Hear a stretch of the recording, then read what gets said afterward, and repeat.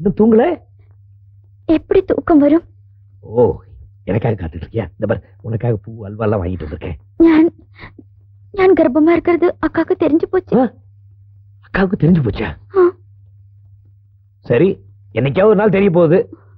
தலைக்கு மேல வெள்ளம், ஜான் போன என்ன, முளம் போன என்ன? சத்தம் போடாதீங்க, அக்கா முடிச்சிட போறாங்க. அக்கா நல்லா கொரட்டை விட்டு தூங்கிட்டு இருக்கா. இந்த அல்வா சாப்பிடு. தொடாதீங்க. ஏன்? ஏற்கனவே தொட்டுதான் நான் இந்த நிலைமையில இருக்கேன். ஓ, ஐ see. வாங்க பாப்போம்.